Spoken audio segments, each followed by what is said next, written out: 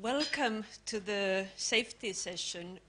My name is Maija Laurila from the European Commission. I'm very pleased to introduce this workshop. And actually, we had a very good overview of what Latvia is doing in product safety already this morning. So I appreciated that. It was, I think, a lot of insights into the kind of role that consumers could play in safety. I think that was already the change in paradigm, and the consumer role were nicely highlighted there.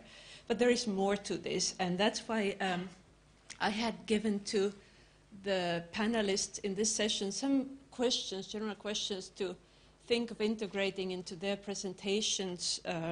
So I asked them, for example, what distinguishes digital market surveillance from the traditional market surveillance? What's different when we think about the traditional supply chains and the online supply chain? Are there questions about digital products as compared to tangible products?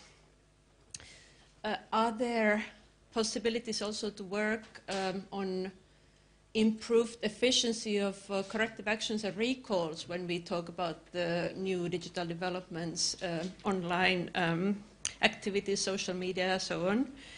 And what are the tested good practices in actually developing a strategy, improving market surveillance that already some have tested and would like to share with others for more inspiration and building upon good practices? So there are now 4 speakers to this panel. I'm very happy to introduce them. So we'll go in this order. So my colleague Octavian Vasile from the European Commission, he will give a very general outline of what we are talking about in terms of digital markets and consumers going digital in their purchases.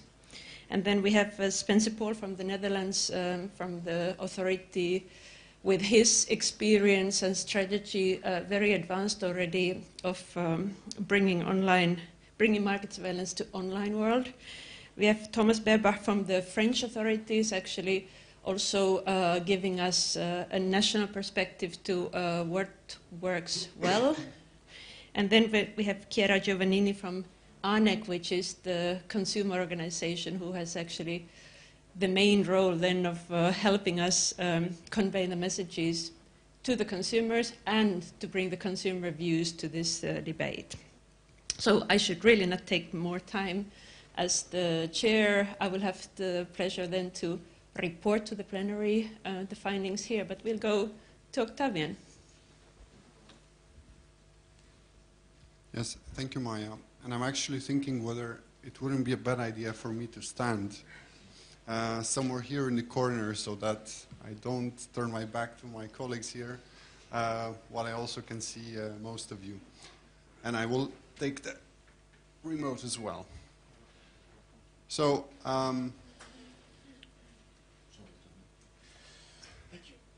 you've already learned a lot about e-commerce and digital single market, and I think we've had a great opportunity to listen to all the speeches yesterday and the panelists setting out the framework, listing a number of problems, and I'll try not to repeat anything which was already said and to go more into the particularities and challenges of enforcing product safety online, which is definitely something that has popped up in the recent years, highlighted both by member states, but also by economic operators and consumers.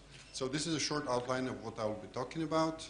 I will have 1 or 2 slides about e-commerce and the digital single market with a few key numbers. Then I will try to list a number of challenges that were identified already and on which we're working to find solutions. Then I'll say a few words about the guidelines that we're working on right now.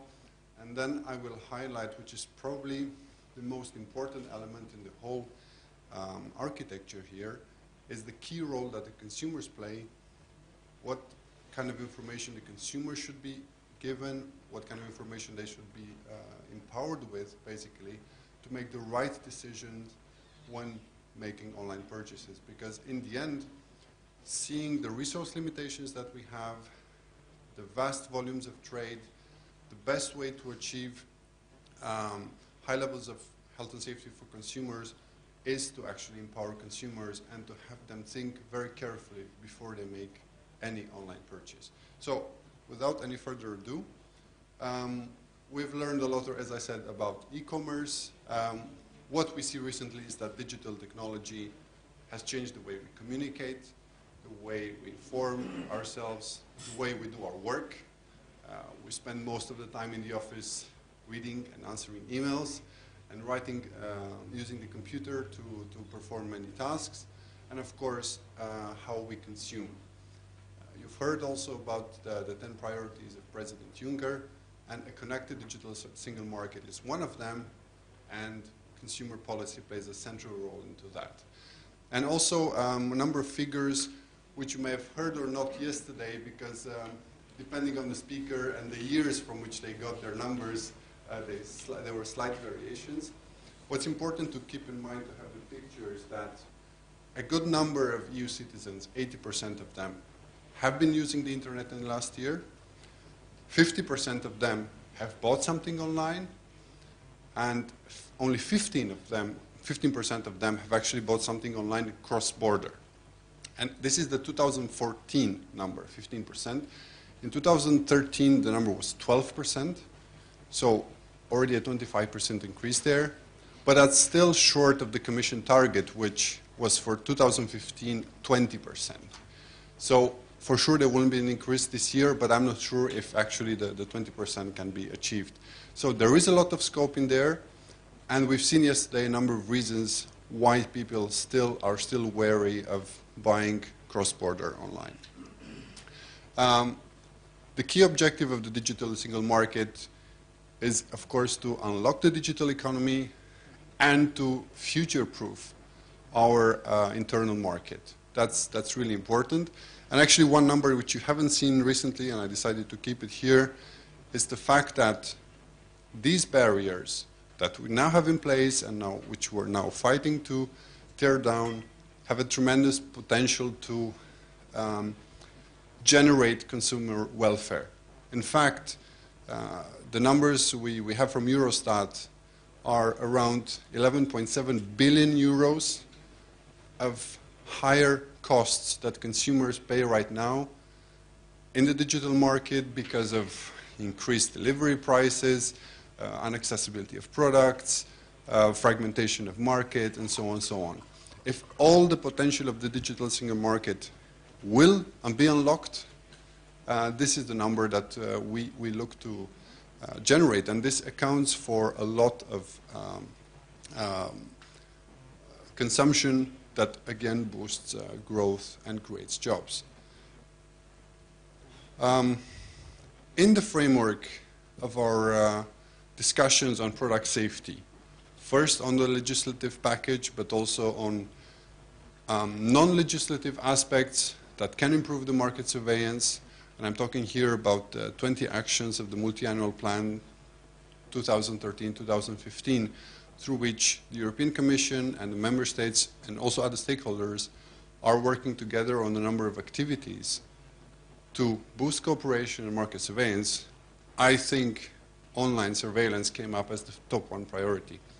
And because of that, we've created a working group with the Member States and also other stakeholders, first to look at the existing problems, to try to understand them, and then to develop a set of possible guidance material to help Member States do their work in a better way.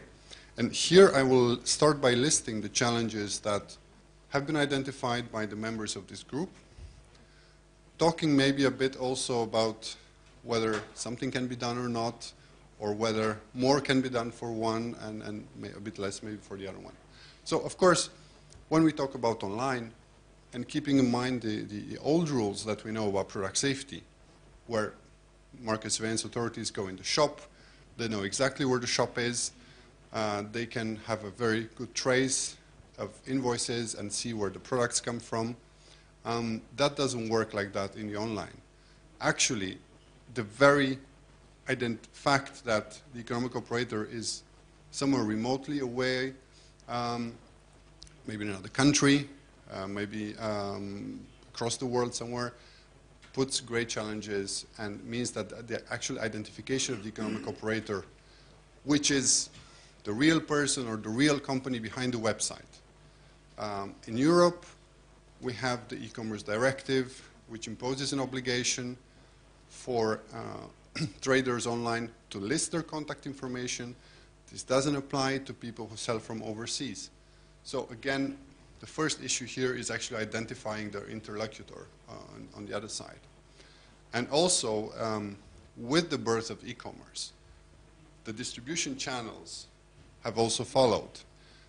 Specific complex structures operating in many cases from different countries, complex supply chains to get the goods from third countries to Europe have been put in place. New types of economic actors, such as fulfillment houses, all types of delivery companies, are new actors that have been created actually through e-commerce. Secondly, another problem is the actual identification of the product itself. We also see it also in the physical shops. Product identification and traceability is a big challenge. We are trying to address that with our newly proposed product safety market surveillance package with the requirements in the new consumer product safety regulation. We hope it will be passed, and then at least the obligations for the economic operators will be clear there, and the traceability will be re-enhanced. As we heard before, we have the EU level consumer policy, we have the EU level requirements for all these product categories, but then the enforcement goes down to each authority responsible, so in each member state.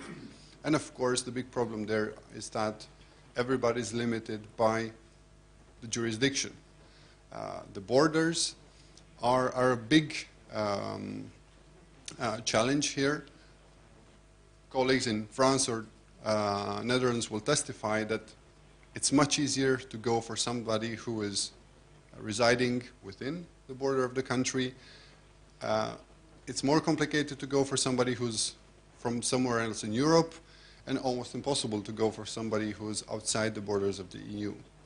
So that's why I think it's really important now, when we talk about effectiveness and efficiency of enforcement, is that at least within the borders of each country, where the authorities has the biggest range of tools and powers to enforce, they make sure that their economic operators play by the rule. And if each member state does that, then at least at EU level we can achieve a higher level of compliance and safety, health and safety for consumers. As I mentioned before, when products circulate cross-border, very little can be done by the authorities, and the network of connections and relationships between authorities has to be put to test, has to be used.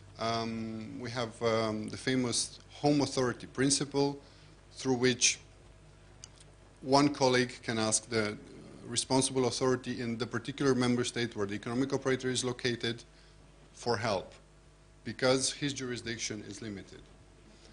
Then, of course, when it comes to product safety, it's not as easy as looking to see on the website to see whether all the consumer information is there, or if there are issues of unfair commercial practices.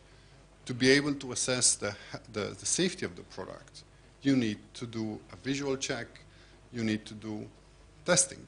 And how can you do the test if the product is online and it's basically impossible to get your hands on it and to look at it and to test it? Of course, being a new thing, market surveillance authorities need to adapt and need to develop the knowledge and the skills and the capacities to do these kind of controls. And what we saw is that in some countries a lot of progress was made, but in some countries this aspect is a bit lagging behind. So that's why we're hoping that with the work that we do at EU level, we can boost a bit the momentum and get all the countries to try to reform and create online surveillance capacities. Then again, we have a clear legal framework at European level with the basic actors that we've been dealing for years, the importers, the manufacturers, the distributors, and the obligations for them are very clear, not always respected, but still they're very clear. There are, however, now a number of question marks about where these new actors that I mentioned before, the fulfillment houses, the delivery companies, where exactly do they fit in this whole architecture? Can they be treated as distributors even if they actually have no clue what's inside the package? Can we ask them to assume responsibility for something they help bringing in Europe and delivering to European consumers while they themselves admit that they're not involved in anything related to the health and safety aspects or the compliance of the product? And of course, we heard yesterday from the French delegate that they were happy to pass a law that allows their authority to conduct mystery shopping. And actually, there are big differences between the member states. In many countries, you as authority cannot go on websites and pretend that you're a consumer, order the product, get it into your hand as a normal consumer would do. You actually have to identify yourself as the authority. And I can tell you, the chances that you get exactly the same product as a normal consumer would do when you identify yourself as an authority are smaller. They will have samples prepared for tests. They will send you the right compliant products, so no concerns will be raised. So the fact that there are still these discrepancies between member states, I think this is something really worrying.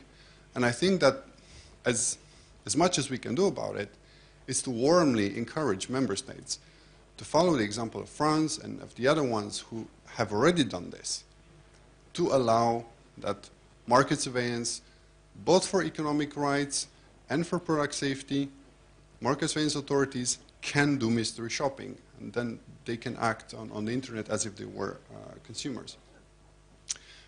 And of course, the last list of challenges that we've identified is linked with the lack of consumer information and education regarding e-commerce.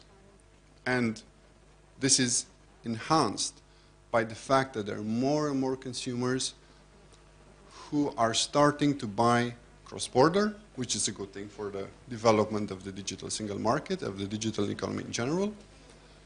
But it's not only linked to the European internal market, there are more and more consumers who start to buy directly from websites located outside the EU.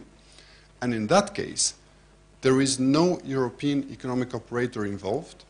The consumer buys directly from a Taiwanese website. So the market surveillance authorities have very little scope in what they can do actually to protect the consumer. The market surveillance authorities in Europe can take measures against European economic operators who have certain obligations. In that case, there's no importer, there's no European-based manufacturer, there's no European-based distributor.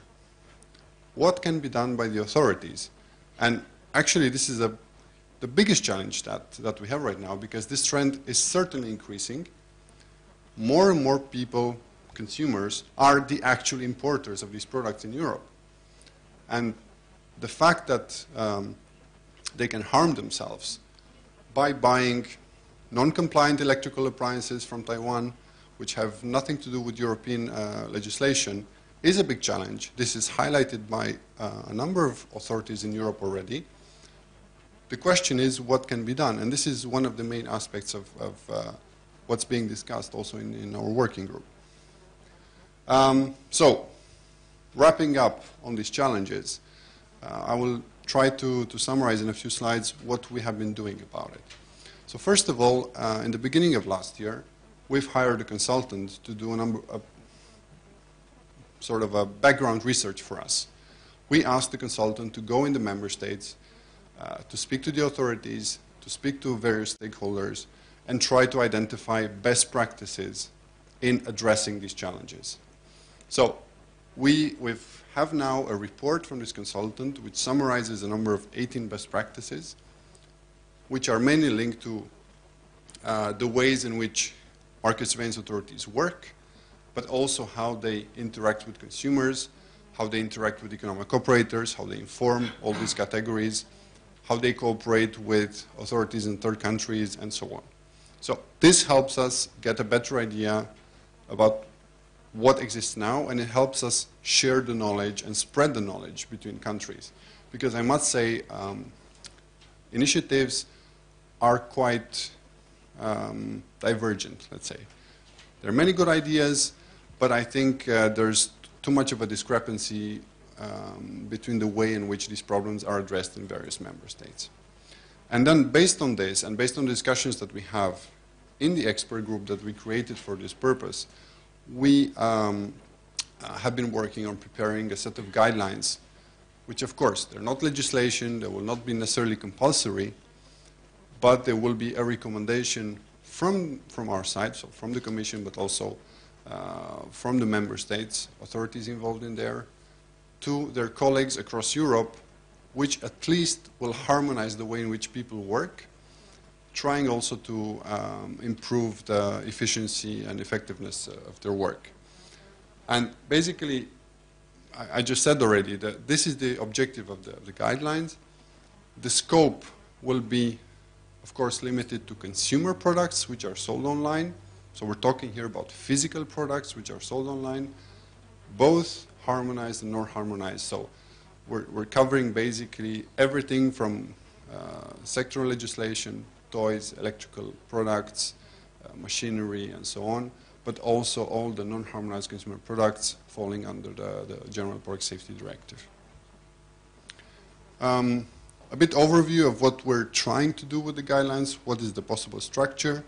And here, of course, as I mentioned before, we've identified already a number of key challenges and issues concerning the legal framework. Is the legislation up to date? Does it cover all the situations that we have? I talked before about the roles of various economic operators. Can the authorities, in the framework of what we have right now, take measures against everybody? And this is a big question, and actually yesterday we had a short working group, a drafting session with a number of member states' lawyers to see how different member states interpret the existing legislation, and if what we have right now in place is enough to address all the possible issues, or if not, to see what can be done about that. And then secondly, because I said before, there are differences between the way in which people approach this. We think it makes sense to have a recommended online surveillance procedure. So basically a step-by-step approach, which starts from information collection. You've seen all this already in one of the speakers' presentation today. First you look at the information, then you try to prioritize, try to identify the biggest problems. You need to do that, unfortunately. Get in touch with the economic operator, ask them for additional information, if necessarily ask them to do something about it. So we're also looking at possible corrective actions that can, so examples of corrective actions, for example, blocking certain websites in partnership with domain registries. And I think there we have an important stakeholder. Every domain registry is supervised by an entity which plays a major role in surveillance of the internet. If we get a good relationship with these people, they're the ones that can help us the best in limiting access of certain websites to European consumers. And again, as mentioned before, it's very important that the authorities have the right message. Also, so both towards consumers and towards the economic operators. And there we're looking into further details of what kind of information should be provided to them and how. Of course, another two important aspects are the cooperation with customs, because most of the stuff that comes from outside can be better caught at customs level. It's much easier to stop one container with 200,000 Apple iPhone chargers, which are dangerous, than letting those 200,000 chargers reach 10,000 distribution shops, something like that. It's much more effective to work with the customs authorities and use their tools, which of course are developed for many other security and financial issues, but there is a product safety component in the customs checks, and authorities should make use of that in a better way. And of course, it's very important, as we heard before, the example in Europe. We have the CPC, we have the ECC net. Whenever there's a cross-border, there are some tools which allow the authorities to talk to each other and to ask for each other's help in dealing with an economic operator based in the EU. When it comes to economic operators located outside the EU, you've heard before the jurisdiction is very limited. The main possible tool we have is to develop cooperation agreements and partnership agreements with, for example, we have one with China, which relates to acting upon information received from us in the RAPEX system. So whenever a product is notified in RAPEX and the Chinese origin, our job is to let the Chinese authorities know about it. We give them all the information we have available, and we ask them to do follow-up. And I must say that in at least half of the cases, they manage to do something about it. They investigate and they take some measures or not. But at least there is some follow-up based on this memorandum of understanding that we have with the Chinese. But that's the only one we have. We don't have any other strategic partnerships with authorities from third countries through which we could ask for help. And I think there's a lot of scope to further investigate this avenue, especially in view of e-commerce development. I will wrap up my presentation, because I know we're really short on time, by focusing a bit more on consumer behavior and consumer education. It's really important to understand what goes on in the head of the consumer, and you've seen also the work that the OECD does, the work that we're doing in the Commission to understand more about this. ANEC will also be working on that as well. It's important to understand how the whole purchasing process works, how the consumers develop needs, or they recognize the needs, how they look for information. You heard all the story about comparison websites, how they evaluate alternatives and how they make the choice, how they make the transaction, and what is also the follow-up. What is the interaction between the consumer and the seller after?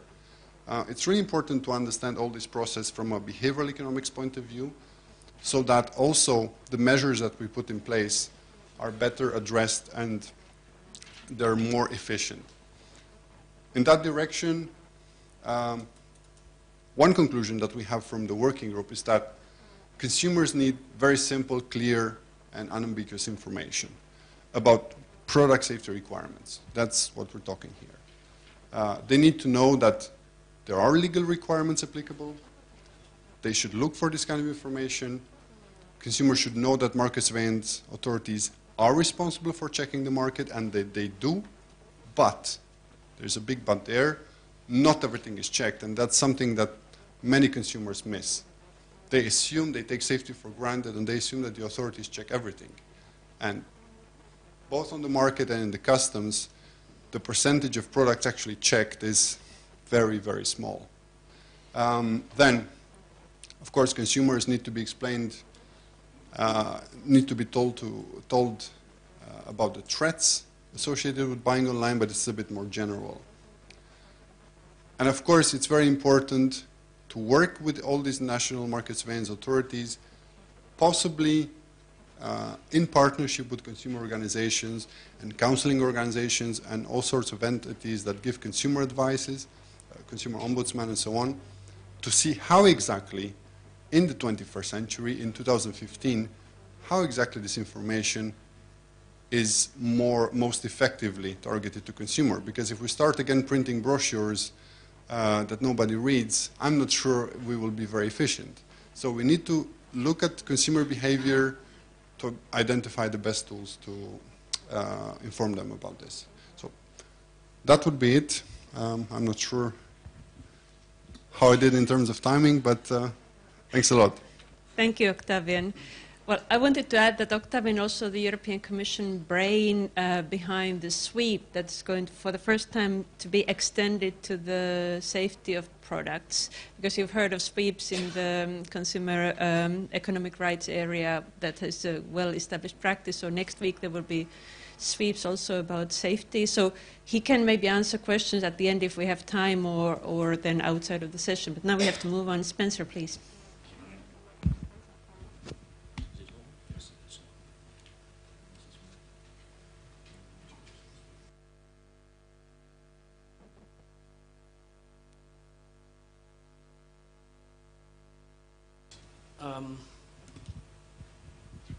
Good afternoon, ladies and gentlemen. Before I start, I would like to invite you to visit the wonderful city of Riga, as I did yesterday. It's quite an amazing place. Do go there before you board your plane, and if you're a lover of Jugendstil, don't miss out on the Jugendstil Quarter. It's magic. Thank you. Well, I was paid for doing this, so anyway, I see that this is not exactly the presentation I had in my head, because there were 3 other sheets I would have liked to show you. Sheets I was given by Ecommerce Europe, an association with the mission to promote internet sales.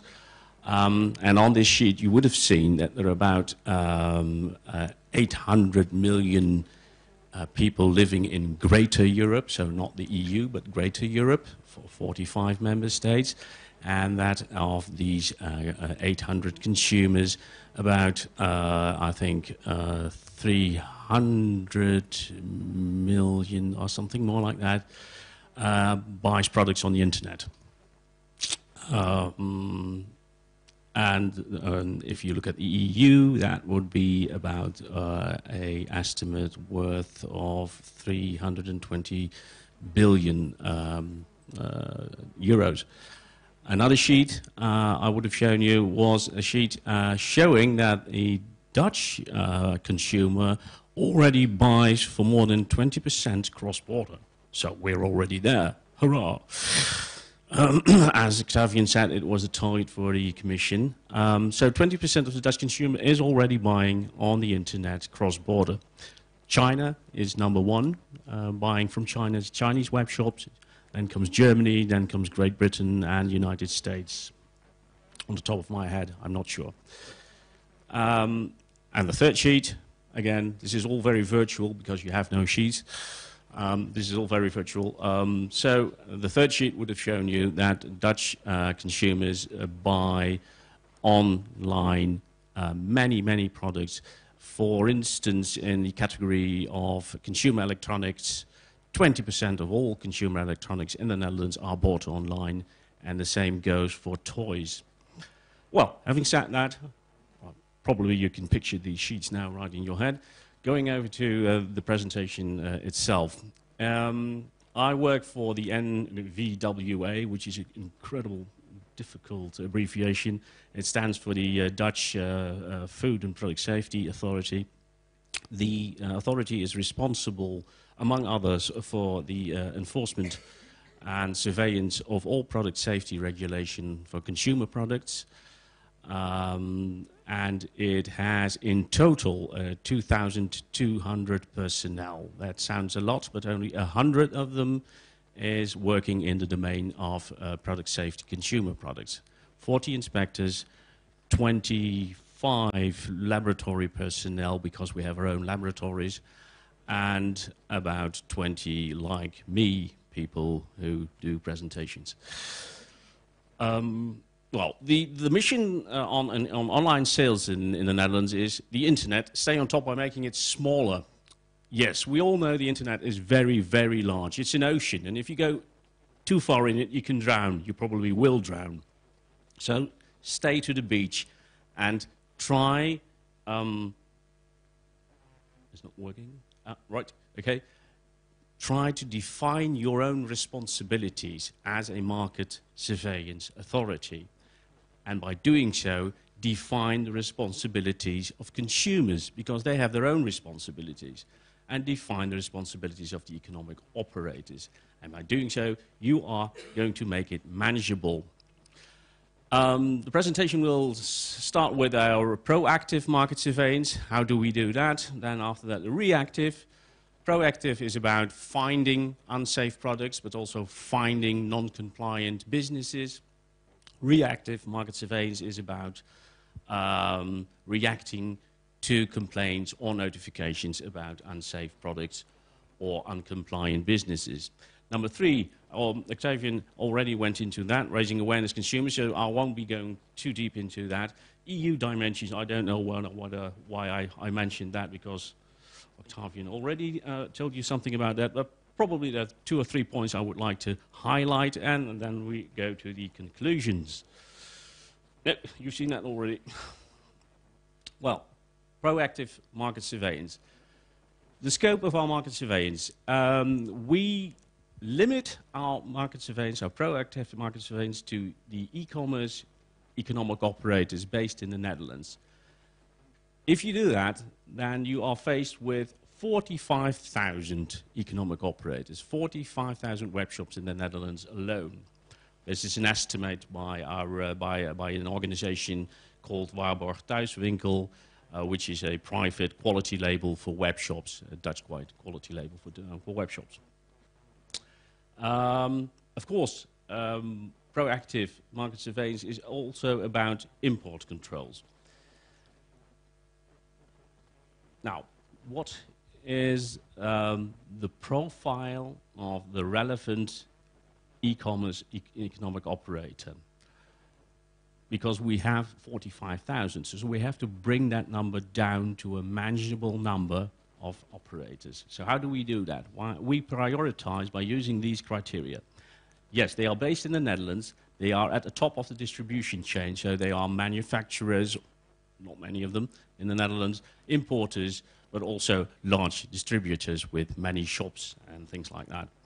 They are dealing in relevant product groups. With relevant product groups, I mean groups that regularly show non-compliances, and which non-compliancy can lead to serious risks for health or safety of consumers. Now then you can imagine products like toys, electronic appliances, and certain subgroups within these categories. Textiles, for instance, of color dyes, things like that. Also, these economic operators should have a sizable market share in 1 or 2 of these product groups. And also, these economic operators should show non-compliancy themselves on a regular basis, because it's no use inspecting businesses that are 100% compliant. So we go for the economic operator that will miss out sometimes, which results in about 3,000 economic operators with web shops. And with these 3,000 economic operators, they are responsible for about 85% of the relevant marketed product groups on the internet in the Netherlands. Now, it's interesting to see what kind of economic operators are within this group of 3,000. Well, there are actually 4 categories, we made 4 categories. The major part we already inspect, are already being inspected by us, because they are the brick and mortar EUs with an online shop. Again, why these brick and mortar shops? Because they have significant online sales. The brick and mortar shops, the well-known shops we all know in the streets, the warehouses, they do about 60% of the online sales in the Netherlands. So, and one of the advantages, of course, is that they have shops and they have warehouses we can do. We can inspect, we can go to and we can inspect. So we can inspect their online activities and take them with us in our physical inspections. It doesn't matter if you go to one of those warehouses, you can take a products that are sold on their web shops or products that are sold in their brick and mortar shops. The second category we go to are the pure web shops, Bolcom, Vacamp. I don't know whether these are familiar names to everyone, but I suppose so. Pure web shops, no brick and mortar, but they do have physical warehouses and storages. So we can go there again, and most of their suppliers we already know. The third categories are economic operators that are member of the quality, private quality label I already mentioned, the Waarborg Thuismerk.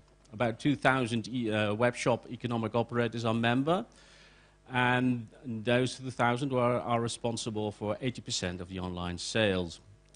Now, many of these 2,000 we already know because they already also have brick and mortar shops. They are member of this quality label, but they are brick and mortar shops with a web shop facility. Fourth category, and this is really interesting, fulfillment isn't spelled correct, it's missing an L, sorry for that, and we call them houses, not centers.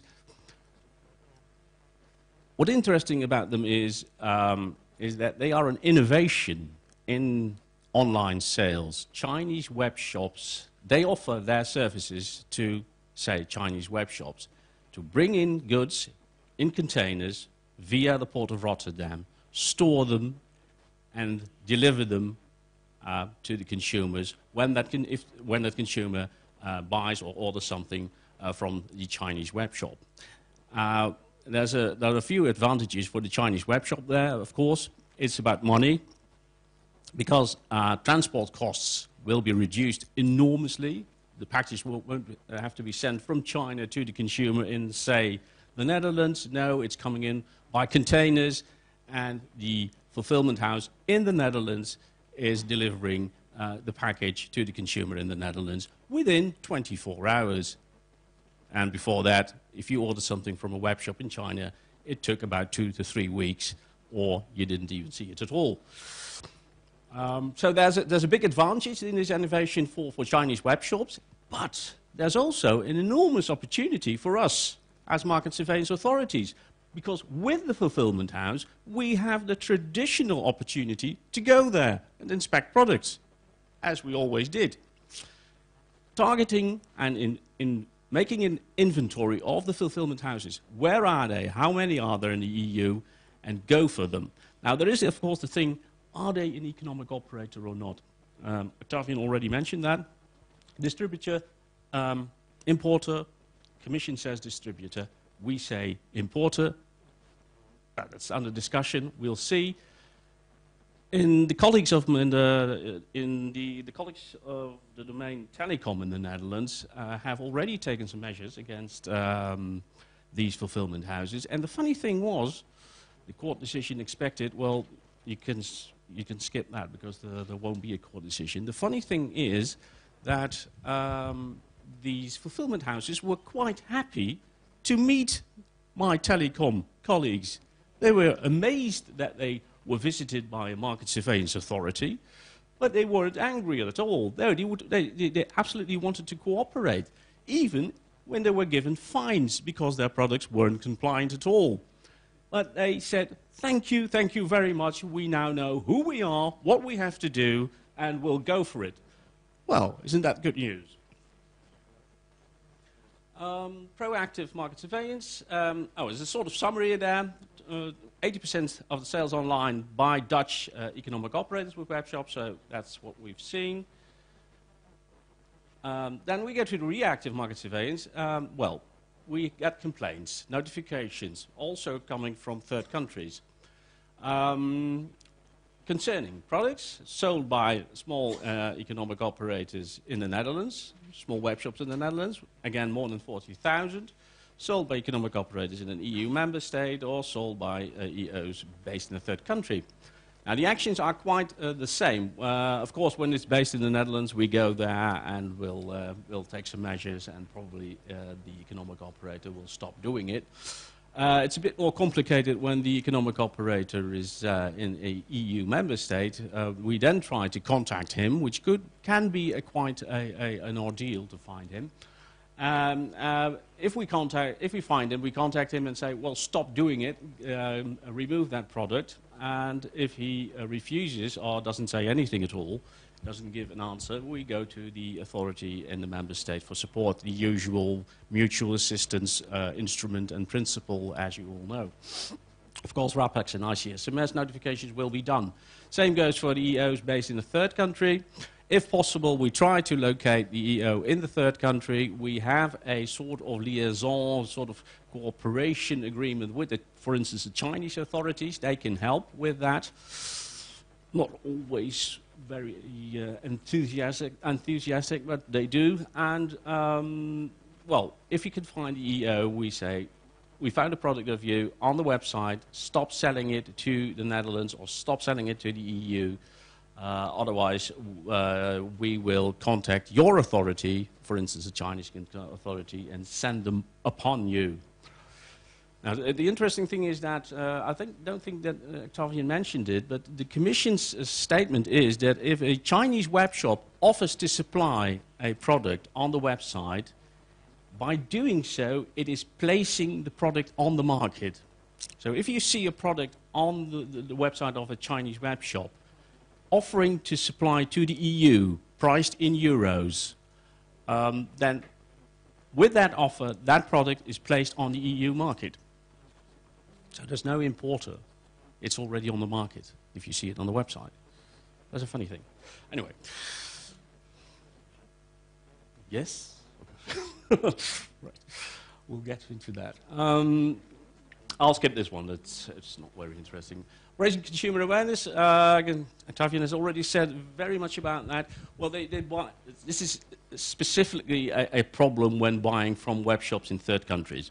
They buy directly from shops in other countries, say China again.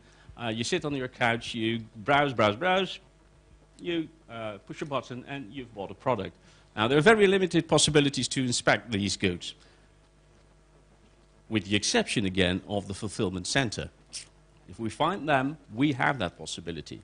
But there are products coming from China to the front door of the consumer, and the consumer takes the package, and that's it.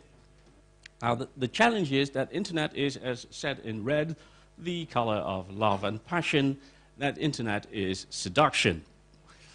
The consumer on the Internet, browsing on the Internet, is someone who wants to be seduced. He wants to see nice, cheap products he wants to have.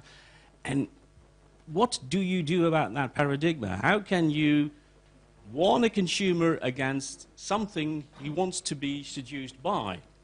That's very, very difficult.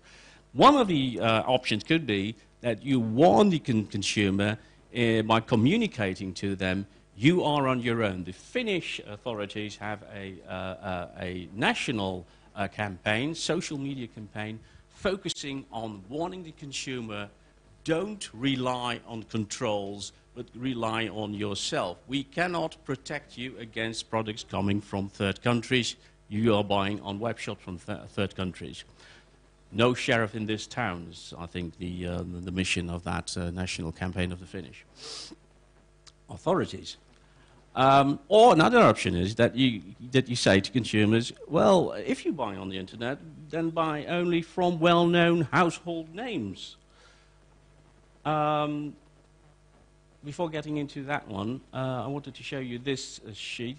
We had a very, very small study done by some students of University Utrecht on how to influence consumers. Well, you can read what they found. Consumers mostly buy products from shops located in the Netherlands, already said, 60 to 70%. From well-known shops, often with a brick-and-mortar locations, they go for the well-known household names. They buy trinkets and small cheap products from non-EU web shops. More, not just from the perspective of, ooh, these products could be unsafe. No, not at all. No, because it's from the perspective, well, it only costs €3, so when it doesn't arrive, no great loss.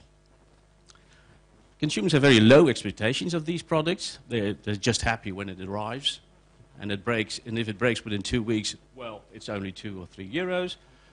And it's even good if it breaks, because then you can buy a new one, which is more modern. again, the consumer is a very, well, yeah, I wouldn't say psychotic person, but it's a very complex person. Well, these products he buys in China can be very dangerous. Cosmetics, which are allergic substances, adapters, you all know them, power cables. Very cheap, you buy an adapter for, or a power cable for $2 or €2, and here in the shops it will cost you 20. But it is absolutely, product safety is a non-issue for consumers. They have no awareness at all that the products they buy on the internet could be unsafe. And what is worse, even if you tell them they could be unsafe, then there is the problem of the consumer saying, well, it won't happen to me because I'm much cleverer than another consumer. And what can happen? Now, that is the thing to trigger. What they did say during this study was, listen, if you want me to be more aware of unsafe products, then you have to help me with a very low threshold instrument. For instance, a site or list with unsafe products. So I can click on the site, see which products are unsafe, and then I know enough and go further with my browsing. Very short, this one. Buy here, don't buy there. Colleagues of another department within my authority, they are enforcing legislation on food supplements and vitamins, so that's more a food thing, is that these foods are most of the times bought online. They can have serious risks. They're very low compliers and they're very rogue traders, so there's a big problem there. Now, what do? They chose for another strategy. They said, well, if we want to inspect all economic operators offering these vitamins and supplements, they are 4,000. We don't have the manpower to do that. So what we do is we say to consumers, listen, if you buy your food supplements and vitamins from these economic operators, then you know that these economic operators will be inspected by us. Now, who are these 300 economic operators? 300 web shops that are member of Waarborg Thuismerk, the private quality label. So this is what my colleagues say to consumers. If you buy there, a shop with that quality label, then you're okay. Sorry, wrong way. As said, there was a study done in, by Pantea, it's called the Research Bureau, who did that. I'm not going into that very much. They divided instruments in three categories, really. Scanning and controlling the internet, so locating faulty products and economic operators. And the other category was raising awareness of consumers and businesses. Some examples from the second category, you can see the Finnish campaign, which is aiming at raising the awareness. But also the Trade with Asia, the Dutch site for improving knowledge for businesses buying and importing from China. And for the scanning and controlling internet, one of the best practices was found in Germany. The Gezielt Central unit in Berlin, and that is a unit, I think it's about 6 personnel, 6 full-time equivalent personnel that is scanning the internet, the global internet, for unsafe products if one of the lender finds a product and wants to know who is selling them. Right. Now, there's one thing I want to state here, and that is that in the opinion of the Dutch authorities, we have found, no, the Pantea have found about 18 best practices. Our idea is to take 2 or 3 of them and put them on a EU level instead of reinventing the wheel again and again and let it happen within every separate member state. So just elevate it on a European level. The guidelines already mentioned. Well, we think that something in the guidelines should be said about fulfillment houses. What is the status of a fulfillment house? Is it a distributor or an importer? Consumers buying directly, what can be done? The awareness thing already mentioned. Proactive, reactive scope. I think it could be very helpful if the guidelines would say something about that. Well, the proactive scope, if there is a sort of preference for a proactive scope? Should those be the economic operators in your country? The reactive scope, should it be limited to economic operators in other countries? Things like that. Best practices, operational. Now, well, take a few of them. There are 18 altogether. Choose one or two which have a big promise and make them operational on an EU level. Right, that I already have. And, well, it's not rocket science. Otherwise, I wouldn't be presenting it. What is, I think, important to remember is that MSAs, in our view, should define their e-commerce tasks and responsibilities in a clear way. What do we do? And by doing so, telling the public, this is what we do. For the other things, you are responsible yourself. Take care.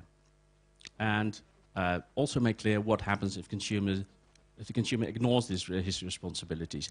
Make clear that an unsafe product is not only unsafe, but it can really damage your health, your possessions, and your safety. Make that crystal clear. I'll set that again. And it's only the internet. Thank you. That's it. Thank you.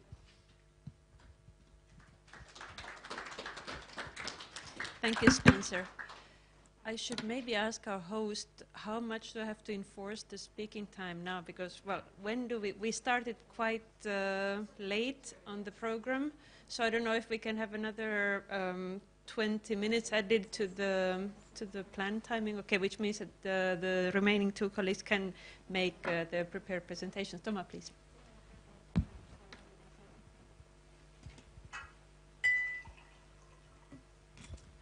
Hello, I'm Thomas Berbar. I'm with the French Market Surveillance Authority, the GCSRF. I'm very happy to be here, and I will add my thanks to all already expressed to the Latvian presidency for hosting this very interesting event.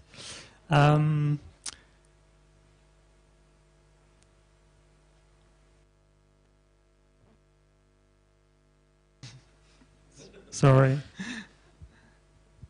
Yes, so in a quick word, the GCSRF is a French market surveillance authority in charge of most consumer products in France. So we have a wide array of responsibilities, including monitoring competition, fraud control, and also product safety. We're also in charge of food, which is the biggest part of our activity, but today we will only speak about non-food products.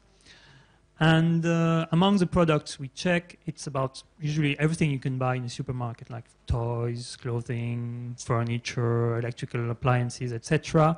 And sometimes also products which are both for consumers and professional use, like construction materials or machineries. So France being a little bit larger than Latvia, our organization is a bit different. We have one head office in Paris. And since we have many départements, almost 100, we have local offices in each of those départements.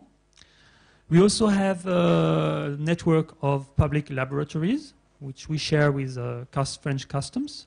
They work for us for customs, but they may also work for other foreign authorities. You can contract with them. And more interestingly, we have created a special service in charge of monitoring the e-commerce. We call it the Centre de Surveillance du Commerce Électronique, CSE, which is now 15 years old. And it's not in Paris, because you can do market surveillance of the internet from everywhere. So we put it somewhere in Brittany, in the middle of the countryside.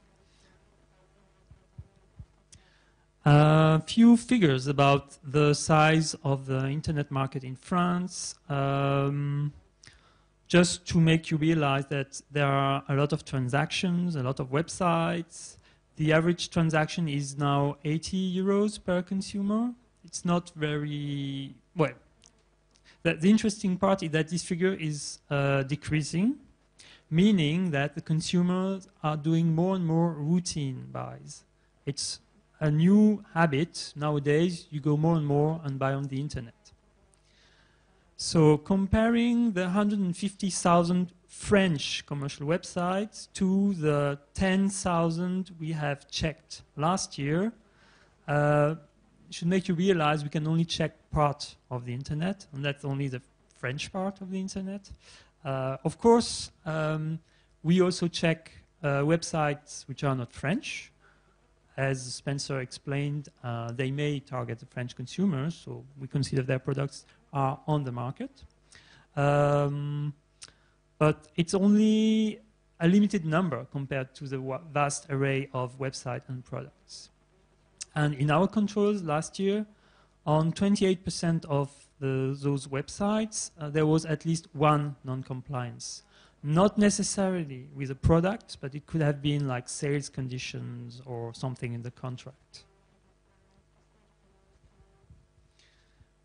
Spencer pointed at this as well. When we control the internet, there are two aspects. You react to dangerous products which are already notified to you, or you look for the unsafe product. But anyway, this surveillance is something quite routine now. We have various sources of information about dangerous products, the RAPEX network or accidents which we know about, consumer complaints. All of this can point to the presence of a dangerous product on the market. So the first question we ask ourselves is this product available on the French market? The easiest way to look for it is on the internet. So we will scan the internet, and if we find it targeted at French consumers, meaning web page in French, means of payment possible for French people, and shipping to France available, then we consider it's available. So what will we do? So I tried to make a little drawing about the circuit of information. So this is an example of a RAPEX notification. So let's say a member state like Latvia finds a dangerous product, notifies the European Commission on the RAPEX, and the information goes to all the member states, including the French RAPEX content point, which will ask the CSC to scan the internet. So they scan. And they find 4 websites, 4 distributors selling the product. 2 are in France, 1 could be located somewhere else in Europe, and another one in a third country. So for the 2 distributors located in France, we will ask the local units to intervene. If we have an address in France, we can go and check the product. We can go and see the operator and asks if he knows the product has been flagged as dangerous, and wonder what action he's taking. And if he's not doing anything, then we will force him to do something. Regarding the distributor in another member state, the information will go back to the European Commission and to the relevant member state, and he will act upon it. And when it comes to another jurisdiction, well, it depends. In theory, we will contact the other jurisdiction, but that means we would know who to contact. We would know who to contact in the United States, or in Australia, or in Canada, or even in China. But if you ask me about, I don't know, a remote island in the Pacific Ocean, I'm not sure we know who is our counterpart there. RAPEX products are found on websites targeting French customers in less than 5% of the cases. So this means that our main activity on the internet is elsewhere. So we also do proactive controls to try to find the dangerous product and also non-compliant ones on the internet. So this research on the internet is something very standard procedure now. In every control program, there is an internet dimension. In the planning phase, we wonder if the product we target is usually sold on the internet, and if so, what market share will be found on the internet. And from experience, we will sometimes know that some products on the internet are usually have a more chance to be non-compliant and dangerous than the ones sold in brick-and-mortar shops. For example, ATV motor vehicles. On this market, we have realized that the dealers who have brick-and-mortar shops selling the big brands of motor vehicles, they only sell, let's say, vehicles which are allowed on the road, which usually don't pose any safety problem. So it's usually the sellers of products not allowed on the road we find on the internet, and those products pose more difficulties when we look back to our control experience.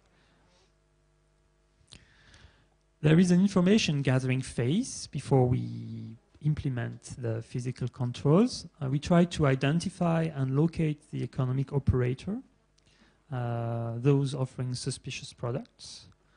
So this is a matter of specialists, IT specialists, who know to analyze IP addresses. They try to find how people will mask their identity on the internet. It's very technical. I couldn't go much into details because it's not my area, but we have specialists who know to do this. So if they find someone responsible in France, then we can act. Direct action can be taken toward the operator to rectify information problems when it's just something formal on the website. And then there also the core action of the safety controls, which is delegated to the local units. If the operator is somewhere, I don't know, in Alsace, and it will be the unit in Strasbourg which will be in charge. But they go there with the information already gathered by our internet surveillance team. And those findings will be used as proof against the operator, even if he has changed the website or hidden the product in between. So if product posing a risk are found, it's the usual measures possible, like sales ban, recall if necessary. We usually favor voluntary measures. Even sometimes we have to give advice for the voluntary measures, but if not, we will apply compulsory measures. We are also trying now to implement standalone compliance controls on the internet. We believe some controls can be done on the internet, even regarding the safety of product. This is things regarding usually safety warnings and safe use instructions. To give you an example, when a website is selling a toy which is not for young children, not for infants, obviously the website should say it before you buy it. If you receive the products and you see the label at this stage, it's too late, and you might not even look at the packaging. So it's important for this kind of product that the website gives you this information, because this is safety information. So we will expect the website to carry this information clearly and not just rely on the product labeling and product packaging. In theory, we can also do documentary checks online. Maybe the documents will be accessible if you click on some web pages of the website, or we can contact the operator directly and he will email the documents, or maybe show us some photos about how the warnings are applied on the product. So this is also something which can be done without going physically, without having the product in your hand. However, can we really be sure, if we do this, that the pictures were shown, the documents were sent, are really relevant for the product we've seen on the internet? Of course not. So in some cases, we will have to go further. So the way forward would be online checks supplemented by an order. Now, since recently, we have the ability to place an order without revealing we are a market surveillance authority. So this allows us to receive the product like any ordinary customer and send it to the lab and do some checks. And so this is called mystery shopping. We've been doing it before we passed this new law. We are always very lucky. Our decisions were never challenged in court. But now we are on safer legal ground. Now we are legally allowed to do it. The need for cooperation is something quite obvious when we come to internet market surveillance. So I'm trying to show you different scenarios. So when the economic operator is a distributor in France, no problem. That's something dealt by our local units.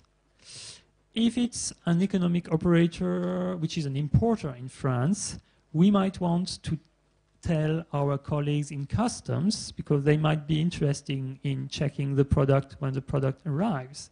It's more efficient than waiting for the product to be split in various warehouses for different distributors. When the economic operator is an importer in the European Union, then we pass information to our colleagues. And same approach when it's a jurisdiction outside Europe, then it goes to another jurisdiction if there is one to contact. So cooperation with customs, that's something we do already on a very regular and intensive basis. We really feel that border control is a key component of market surveillance. It's more efficient, you cover a larger amount of products and before they are distributed. And you can cover products which we, as a market surveillance authority, we cannot really access before they are delivered. That's the case with something called drop shipping. Like individual parcels arrive directly from an operator in a third country, directly to the customer in France. We have no jurisdiction, neither on the operator, far away, or the customer. The customer is not technically an importer on which we can act. So what we do is we notify customs, and we hope they can, with their targeting system, intercept some of those parcels. Another interesting fact is that the French customs have the same powers than we have to directly check the safety and conformity of the product. They do not rely on us to help them doing the checks. So it's more efficient because they can act quickly.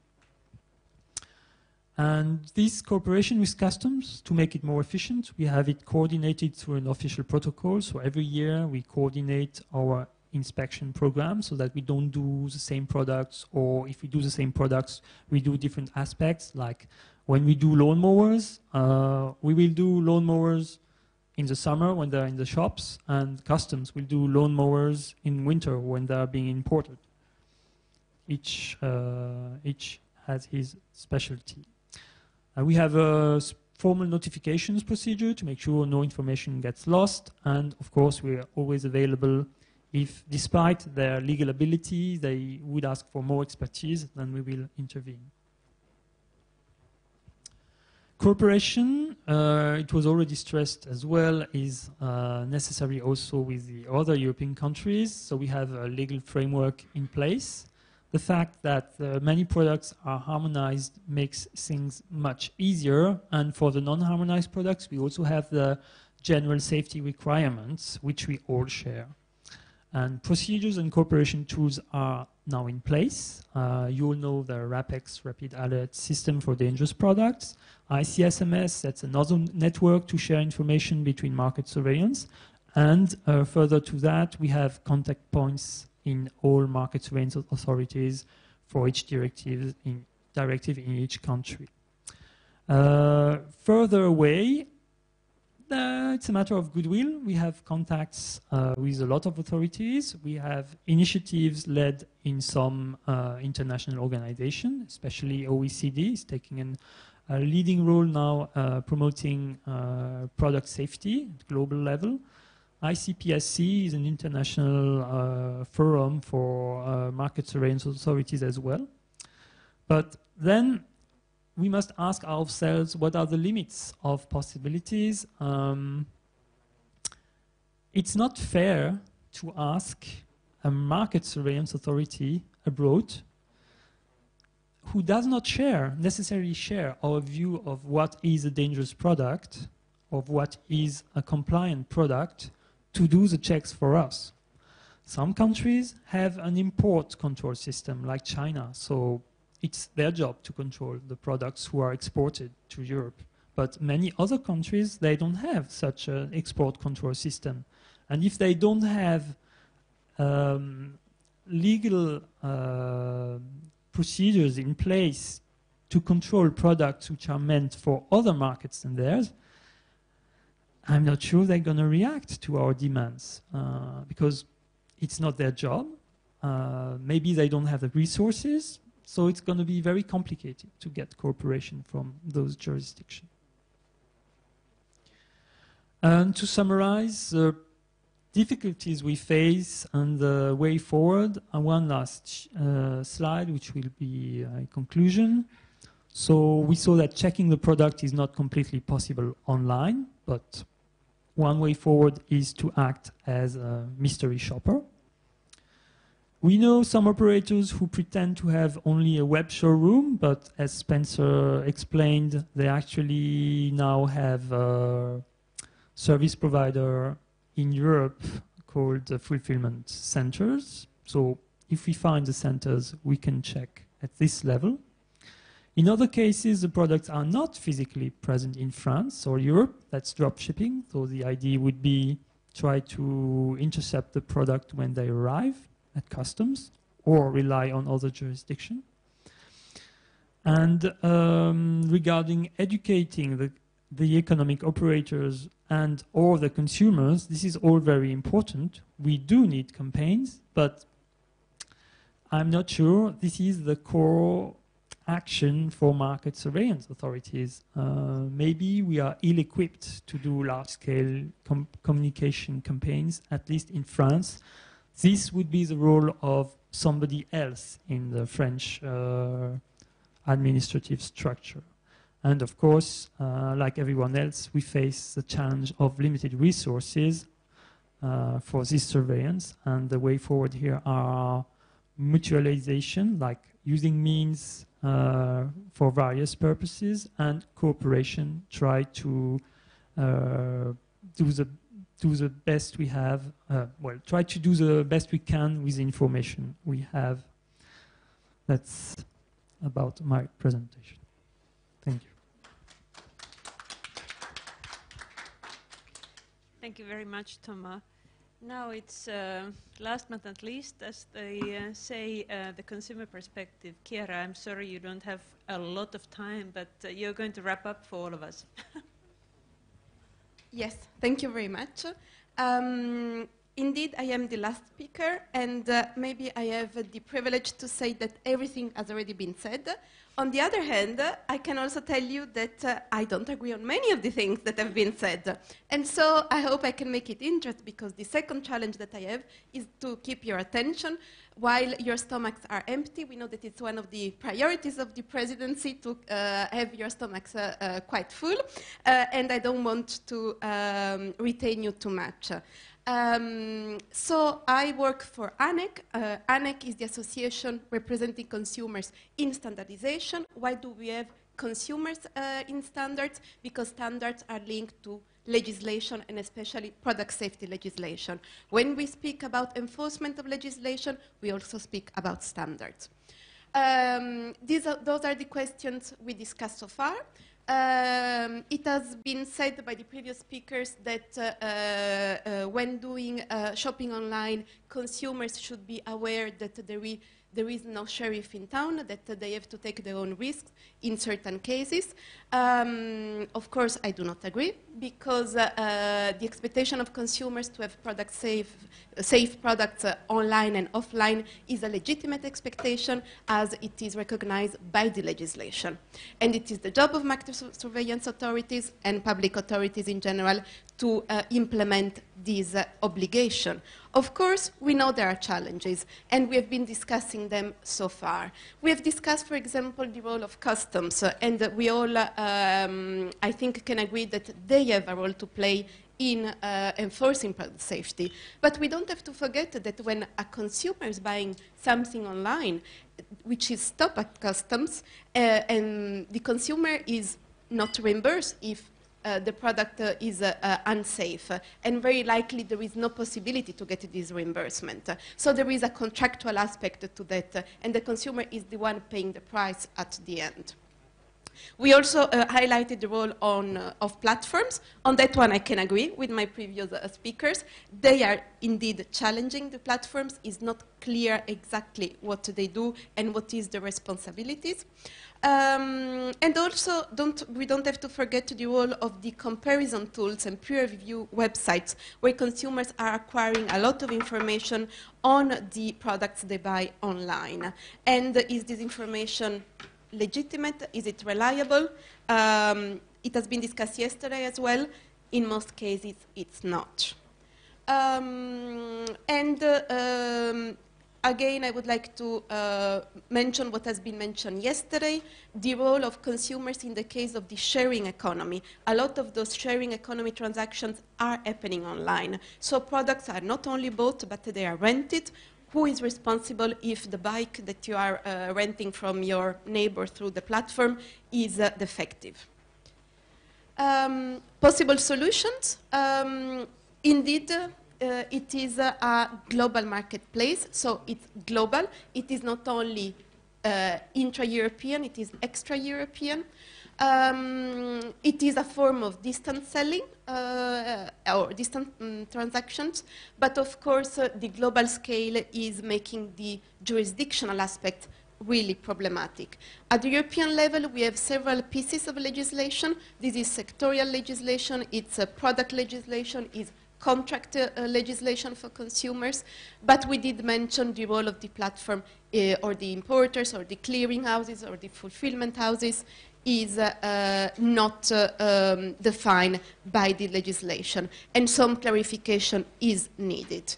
And the same is for the relationship vis-à-vis market surveillance authorities. And more collaboration at the international level. This is definitely something we do support. What is different? Is there a difference between online and offline shopping and then market surveillance? Yes, of course. It has been mentioned, is consumer behavior. So before maybe taking any action from a regulatory point of view, we have to better understand. Octavian did mention that ANEC is carrying out a study on collection of the complaints of consumer shopping online. And we are going to have a look at the behavior, but also how consumers are getting satisfaction in case they have a complaint. So it is a scope which is a bit wider than just the element of behavioral economics. And our study, we expect it to be ready at the end of this year, and we are going to contribute to it, to the work of the market surveillance authorities and the Commission in the subgroup that has been mentioned, as ANEC is a member of this group. And then we also discuss whether there is a difference between online products or products bought online and physical products. And I think that there is the borderline between digital and non-digital is more and more blurred, because there are software elements in products which we didn't have in the past, and there is a trend to have smart products, smart domestic appliances. Not only a computer is smart, but also your toaster will become smarter. That's what we are told. And therefore, what happens to the safety element in those cases? We don't only have mechanical safety, we don't only have a risk of electroshock, we also might have a risk of problems because the software is defective. There is also the issue of the 3D printing. For the time being, is very limited. We don't have a widespread, but when it will become more used, what are the safety implications there, and also, is there any market surveillance possible? And then, of course, that was also discussed a bit yesterday. Whenever online there is high percentage of malware, of malpractices that can also have an impact on how consumers are buying online. Possible solutions. We do think that some legal and standards elements are needed for the assessment of the implications of the smartness of products, and from a safety point of view, a compliance point of view, and definitely a legal regime of 3D printing. Also, the role of consumers in 3D printing. And then this perhaps has not been discussed so much so far, but I think that consumer can play a role in increasing the checks over the internet and therefore the safety of the products, because by the use of track and trace technologies, the consumer could directly trace products and possibly authenticate their origin. But for that, we need an authoritative database of products. And of course, any track and trace technology, if used, has to respect consumer privacy and data protection. This again has been mentioned yesterday. We do think that the product safety, new product safety legislation that we hope will be approved soon could provide for such an occasion to use those track and trace apps, technologies, how you want to call it, always in the respect of consumer data protection.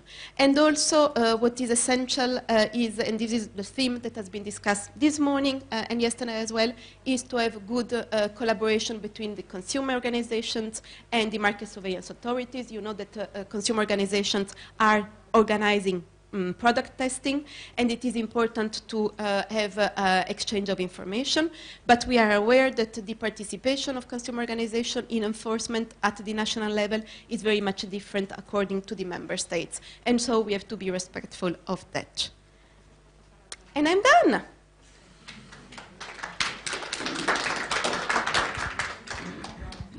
Wonderful, wonderful. Thank you, Chiara, for running through it so quickly. Now I see that we've used the 20 extra minutes that we got. Can I take one question just to show that this was meant to be an interactive session? If there is one person who wants to spend... okay, please. Well, if you insist, I would like to say one question, and that is about the importance of the internationalization, because as Mr. Vasile also mentioned, first you have to safeguard that the developments in your own country are good. Then people who want to do fraud, they will go to another member state. So you have to do actions on the EU side. And then comes the most difficult part, and that is the international scene. And as has also been mentioned, the role of the OECD in this could be very important. And the only way to handle that, one of the ways, because they have their model guidelines for legislation for their members, and by having revised model guidelines, it's one way to tackle the international challenge. And the other side, which I was very pleased, was that the cooperation agreement with China, because this week there was a list of let's say the importance of the Chinese production in some consumer goods. 91% of all PCs on the European market are from China. 80% of the air conditionings are from China. We can go on and on and on. So I think via that way it can be handled a little bit, but in all these developments I think even more attention has to be paid to the extra EU developments. Thank you. Okay, and 1 minute response, Octavian, please. Yeah, it's very challenging. Of course, and as you could also see in the presentations from the colleagues from the two member states who are actually doing the actual enforcement, this is the biggest challenge, and because of the jurisdictional limitations, there are only so many things that they can do. I think this example of the partnership we have with China, which is a high-level memorandum of understanding between the Commission and the ministry, the administration in China responsible for supervision, both for food and non-food, is a very good example. And I think it can send a precedent for other types of partnerships, perhaps first with the more advanced jurisdictions. We have been trying in the past to have one with the US. Slow progress on that. Maybe more will be unlocked with TTIP and so on. So this is, of course, the first way to go about it, and for now, pretty much the only way to go about it. And I must admit that the challenges are not just on the fact that we don't know which are the counterparts. That could be perhaps solved, to find out, to make a list of all the responsible authorities in each jurisdiction who could be at least the interlocutor. The problem is also there, bad product and manufacturer traceability. Actually, when we convey to the Chinese all the information that we have, so these are measures taken by European countries banning products. That's what we're talking here. In half of the cases, even the Chinese authorities are not able to trace those economic operators. That is a big question mark. And I would imagine in many other similar third countries with a lot of manufacturing facilities, the capacity of the authorities to actually address and target economic operators is very, very limited. But I think this is the good starting point. Yeah. So. Okay, and what he didn't say is that our colleague from the OECD also would know, in the OECD there is intention to produce guidelines for online market surveillance, which means that if there is will, there could be elements in this part about mutual cooperation then that would suggest indeed this avenue. So I think it's nice to add on this very, very forward-looking and hopeful point. Thank you so much for your attention here. Now we have to go for the debriefing sessions. Please.